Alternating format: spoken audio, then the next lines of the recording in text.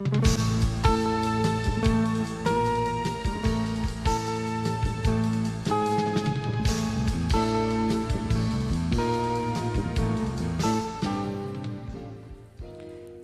proceso de transformación en América Latina tuvo esfuerzos muy grandes de integración en determinados momentos, y uno de esos mayores esfuerzos tuvo que ver con la nueva arquitectura financiera regional que se propuso desde diversos países, pero fundamentalmente de Ecuador. Hubo una elaboración muy profunda de estos temas con el proyecto de Banco del Sur, Fondo del Sur y otros instrumentos que lamentablemente no han llegado a plasmar, pero dejó una idea, una propuesta muy seria como para mostrar que hay alternativas. Uno de los que más trabajó en este tema, uno de los mentores de estos proyectos, es el licenciado Pedro Páez, economista ecuatoriano que está hoy acompañándonos, que ha venido a participar de un importante congreso, el Congreso del Pensamiento Económico Latinoamericano, que organizó la Universidad Metropolitana, la UMET, en Buenos Aires esta semana. Pedro, bienvenido. Muchas gracias, encantado de estar con ustedes, como siempre también acá, saludando a la audiencia con un cariñoso abrazo. Hoy cumple funciones en Ecuador como superintendente de control del poder de mercado, ¿es así? Sí, es un tema de la nueva experiencia constituyente que vivimos en el país, que organiza el control ciudadano sobre el poder que tienen las grandes empresas en los mercados. Entonces, a parar abusos, a parar engaños, a parar eso que sería el bullying, ¿no? Ese hostigamiento empresarial, a romper con ese clima de temor generalizado que lastimosamente está omnipresente en el mundo de los negocios, abriendo espacios no solamente para los derechos del consumidor, sino también para los derechos de los emprendedores, ¿no? cuyas posibilidades de prosperar están permanentemente bloqueadas por un mercado controlado por los monopolios. Es parte de este sistema económico. Sí. ¿Y cómo se lo combate? ¿Qué resultados se logra? Mira, por ejemplo, estamos ahorita con un manual que lo hemos venido trabajando estos últimos 3 años y que ya tiene en vigencia un poco más de un año, y que hace que los supermercados paguen a tiempo a sus proveedores, que respeten los derechos de los proveedores, pero además amplíen sus proveedores. Sí. Y en el primer semestre del 2015, son datos recientes de la evaluación que hacemos, en comparación al primer semestre del 2014, hay un aumento de $300 millones en compras a los más pequeñitos, a los pequeños, a los medios. Esto se convierte en una posibilidad muy interesante de articulación exitosa de lógicas productivas que no son capitalistas, con la corporación capitalista sin necesidad de gasto estatal. Y por otro lado estamos haciendo lo propio en el caso de las compras públicas, dando prioridad a la movilización de fuerzas productivas locales, de las MIPYMES, de la economía popular y solidaria.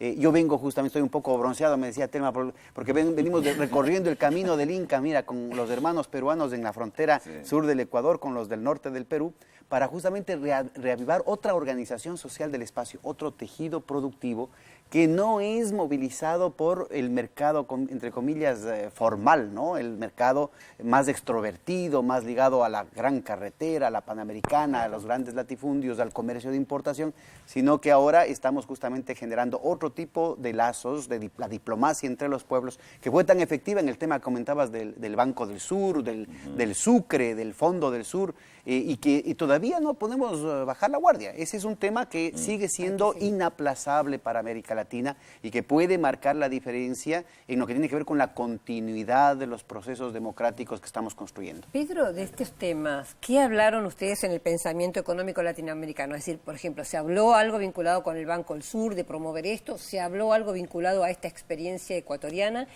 Y la tercera pregunta, ¿por qué es tan importante teorizar y tener un pensamiento latinoamericano hoy? Empecemos por lo último. Yo creo que es fundamental reconocer que hay una deuda gigantesca que tenemos, sobre todo los economistas, pero en general los intelectuales en América Latina, los profesionales en América Latina, a diferencia de lo que pasaba hace 60, 70 años, ahora están muy atrás de la marcha de los acontecimientos, ¿no? Es decir, hay una diferencia, hay una brecha enorme entre las concreciones y las propuestas que se hacen a nivel de la dirigencia política, concentrada, pero no de manera exclusiva en los presidentes progresistas del continente, con una serie de elementos que realmente, a propósito de la audacia que estaba mencionando hace un momento, rompen con una cantidad de limitaciones que en el caso de Grecia, ¿no es cierto?, podrían estar definiendo un proceso muy, muy complicado y doloroso de retrocesos históricos, pero que al mismo tiempo, ¿no es cierto?, está todavía por definirse si esto se consolida en una propuesta democrática para la salida de la crisis en Europa. Lo mismo tenemos que verlo acá, y si nos ponemos a explorar qué es lo que ha pasado en los últimos años, mérito fundamental a nivel de la dirección política, pero con un déficit verdaderamente patético en lo que tiene que ver con la academia, en lo que tiene que ver con la intelectualidad. Bueno, el ministro de Economía argentino, Axel Kicillof, dijo algo interesante, dijo que todos los manuales de los ministerios, de las universidades de economía son todos manuales neoliberales. Por lo tanto, no hay teoría, pero no se puede empezar a pensar, ¿qué es lo que pasa? ¿Por qué ese déficit? Kicillof lo dijo con mucha claridad, además con mucha perspectiva, con mucha precisión, la perspectiva de lo que debe hacerse. El lío es que mucha gente, digamos, de la gente comprometida está demasiado absorbida en el día a día del qué hacer. Y lo que no ha habido, insisto, es la contraparte de la intelectualidad. Hace 60, 70 años tenías una discusión, la gente discutiendo temas del pensamiento nacional, cómo construyes, ¿no es cierto?, soberanía, cómo construyes capacidades, cómo mejoras la condición y el destino de la gente, el tema de las distintas corrientes del marxismo, la teoría de la dependencia. Le estuvimos haciendo un homenaje a Teotonio dos Santos, uno de los fundadores de eso, nuevas corrientes del pensamiento social ligado al tema de la economía popular y solidaria en sus distintas vertientes. Paul Singer, todavía lo tenemos acá justamente discutiendo esos temas y trabajando en esos temas, pero no hay elaboración, no hay un trabajo que nos permita tener una visión sólida respecto al futuro, y eso hace que el pensamiento heterodoxo quede prisionero de dogmas absolutamente sin fundamento, desmentidos por los hechos. Por ejemplo, la típica de que un aumento de la masa monetaria provoca inflación. En Estados Unidos la masa monetaria ha aumentado en el 450% en los últimos años y no hay inflación. La típica cuestión en torno, por ejemplo, a los dogmas del comercio exterior que todavía siguen capturando la imaginación de la práctica concreta de la integración latinoamericana, incluyendo el tema del Mercosur. O sea, es imposible que sigamos pretendiendo un proceso de integración exitosa regresando a ver al modelo canónico de Europa después de lo que está pasando en Europa. Es imposible que sigamos apostando a las condiciones de especialización, a las inversiones irreversibles en temas de infraestructura, en términos de proyectos como por ejemplo las nuevas técnicas de extracción petrolera en Vaca Muerta, en Presal, cuando el precio del petróleo está totalmente desmadrado, ya no de ninguna manera está siguiendo la evolución de los costos de reproducción y ni siquiera las fluctuaciones de la oferta y la demanda, es pura especulación.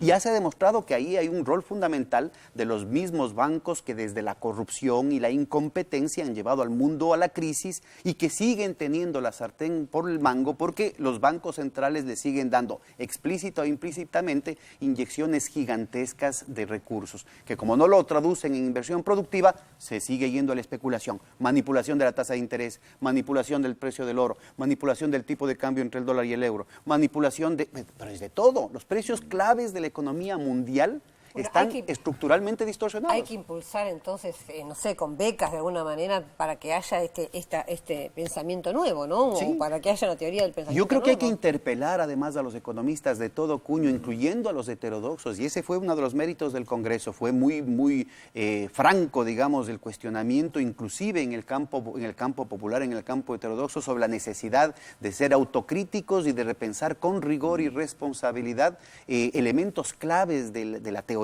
para poder hacer de manera operativa, en lo inmediato, un frente a los peligros que se ciernen sobre el continente. En ese sentido, la nueva arquitectura financiera da ahí una marca fundamental. Un nuevo concepto de la banca de desarrollo y de la creación de mecanismos de crédito soberano que permitan poner en primer lugar las necesidades estratégicas de nuestros pueblos, independientemente de esos criterios de eficiencia y de lo técnico que están totalmente vaciados de contenido. Una nueva naturaleza de la moneda, no una moneda que sirva para más especulación, para más discriminación, para más polarización social, sino una moneda que permita que los pueblos verdaderamente puedan validar sus esfuerzos y puedan convertir a las transacciones en un elemento de construcción de soberanía.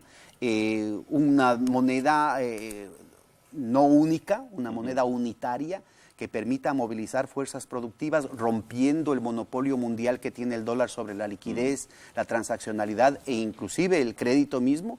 Y por otro lado, tener una red de seguridad financiera que proteja a nuestros países de la hostilidad de los mercados internacionales, que en muchos casos llevan agendas de desestabilización con propósitos imperiales, ¿no? Con propósitos de destrucción, de degradación civilizatoria. Te sigo esta última referencia que haces con el tema de los riesgos que tiene la economía, por ejemplo, latinoamericana, con este tema de la especulación financiera y los movimientos desestabilizadores.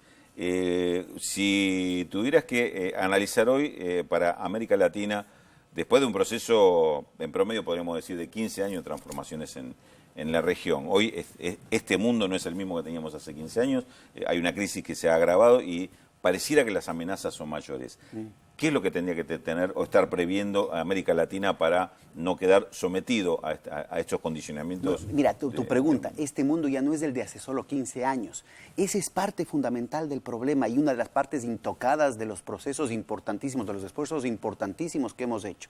Tiene que ver justamente con la exogeneidad de demasiados factores cruciales para el desempeño de la economía de América Latina, porque tienen que ver con los precios de las commodities, los precios de los tipos de cambio, los flujos de capitales que de ninguna manera podemos controlar, por más esfuerzos que hagamos.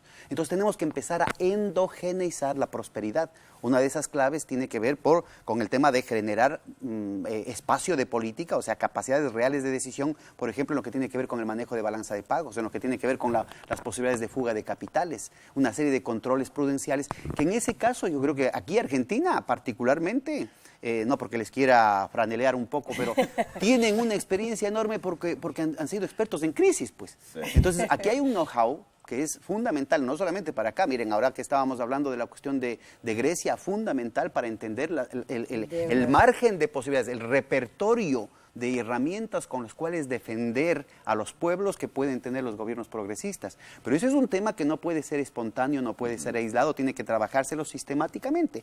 Y eso en el marco, por ejemplo, de tener el Banco del Sur, de tener el Fondo del Sur, de tener el Sucre. Ahora que sí, por ejemplo, miren, en la crisis que ustedes tuvieron, con todo el respeto y el cariño a los compañeros argentinos, en la crisis que tuvieron que pudo ser rápidamente cambiada con el tema del swap de China, ¿no es cierto? ¿Qué impide que tengamos una matriz de swaps recíprocos entre toda América Latina?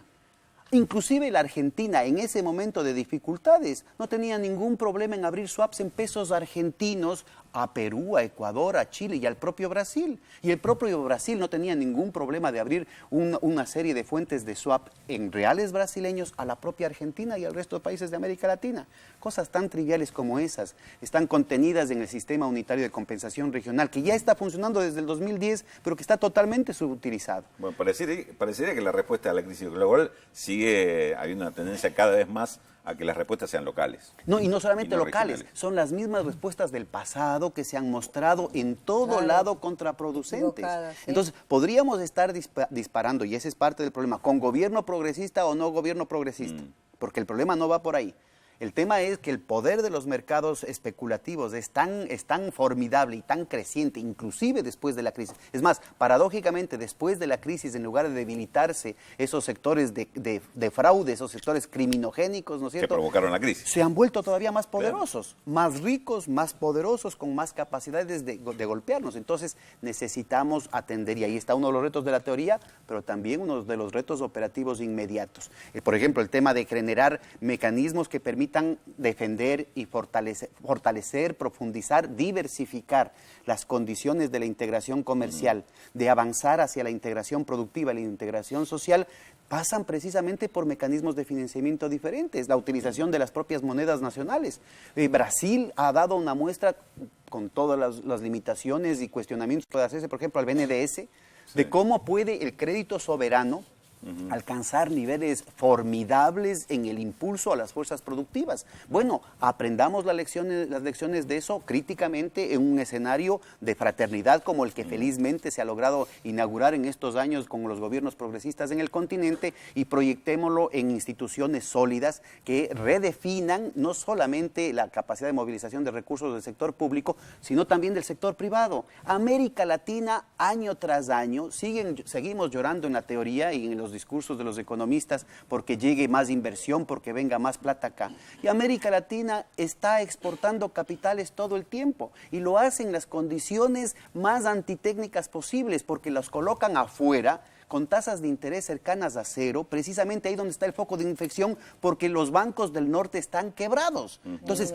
yo creo que es absolutamente factible, nadie tiene el monopolio de la verdad ni de la iniciativa, pero es absolutamente factible que los economistas y los técnicos financieros de América Latina nos sentamos a pensar y acordemos un nuevo esquema que permita reciclar todos esos recursos para fortalecer las posibilidades productivas del continente. Pedro Páez, te agradecemos muchísimo. Por un momento nos dejaste más preocupado que antes, después Pero bueno. no demostraste que había camino posible de Sí, de salir, porque así la que- ventana de oportunidad Sí. puede cerrarse en cualquier momento, pero las soluciones las tenemos en el aquí y en el ahora, ¿no? Bueno, te agradecemos muchísimo Muchas gracias, este, ambos. tu aporte y tu tiempo para ayudarnos a entender esto.